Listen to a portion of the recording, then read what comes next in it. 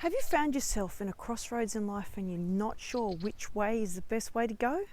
Stay tuned. This video might shine some light on what would be the best direction to take.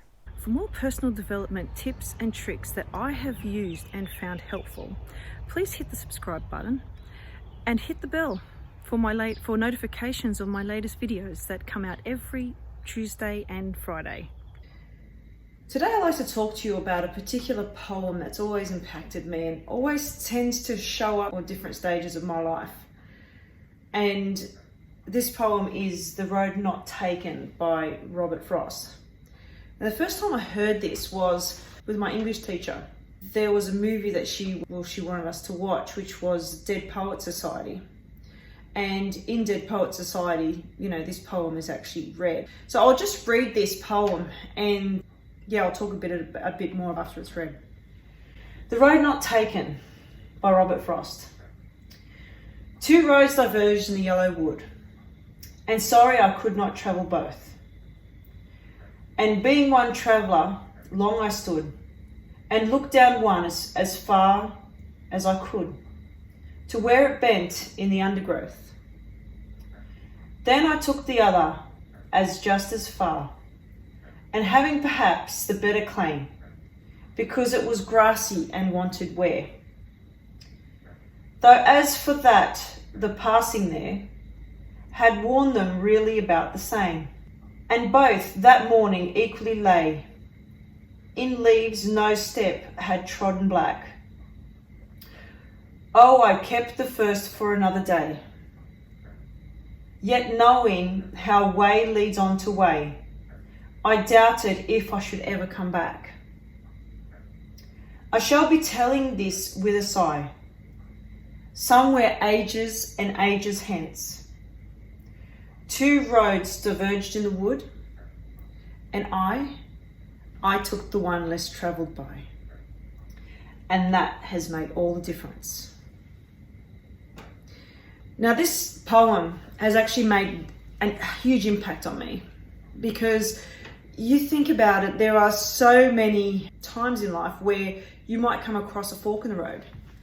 You know what I mean? You might be in a really bad situation with a really bad marriage, and you've come to a fork in the road. Like, you know how you want to feel, how you want to be treated, but you still want your marriage. Those types of things. Or you want your children to go and do something that will be good for them, but your children are kicking and screaming and saying, no, they don't want to do this, or they don't want to experience, or they don't want to do what you tell them to do. So what do? Do you succumb? Do you say, rightio, well, kids, I'm not going to argue with that, or you're going to, stay true to what you know to be right? I mean, there's always these things, like there's, the opportunity to build a business. Do I build a business to see my dreams, goals a reality? Or do I succumb to my fear and, stay in my comfort zone and not see what it is that I know that I deserve?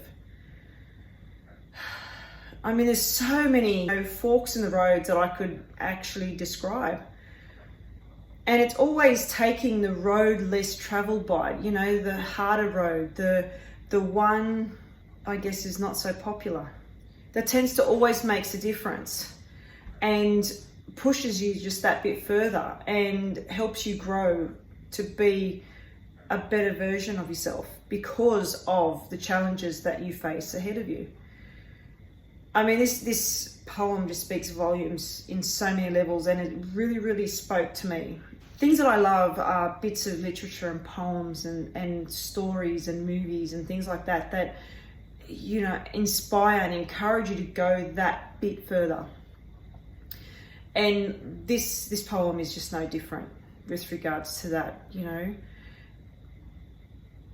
But there's also another section to this poem where he kind of admits that he's not going to have time to go back, that the decision he's made, it's final, it's done. There's no chance of going back to see what the other road may lead. It's the reality of life, I guess, and the acceptance of once a decision has been made, that you just take on whatever the consequences are with that decision, and I guess milk it for all that it is. You know what I mean? Like if life doesn't treat you favorably taking the decision that you've made, then there is a reason for that. Like I tend to be a big believer that there is absolutely nothing that happens for no reason. So if something's happened that is not favorable, then there's a reason that come into your awareness.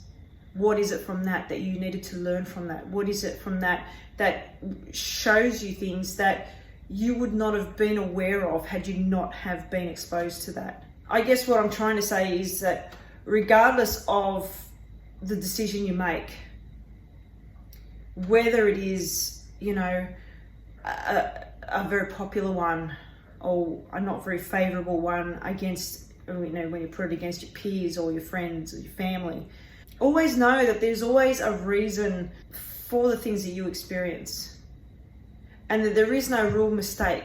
Regardless of the outcome of the decisions that you make, there are always lessons and things that you can learn about yourself. Even if the decision that you make, you may feel that it seems like a big mistake,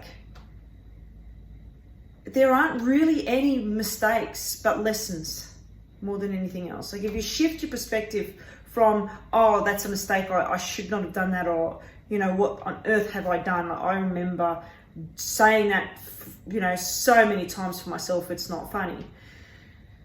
There's always a reason, and there's always a lesson that can be learnt from those, and there are always opportunities to grow and become. So I guess on this instance, although the poem goes into what I feel and how I interpret the poem to have some level of regret, I'm actually beckoning you to not be so regretful of your decisions, whatever they are, because those decisions are what bring you to where you are. Those decisions are what make you who you are today, particularly the perspective with which you look upon those decisions. If you found this video to be of value, hit the like button and share it with people you feel would get great benefit from listening to it. So until next time, live life to the fullest and be the best you can be. Bye for now.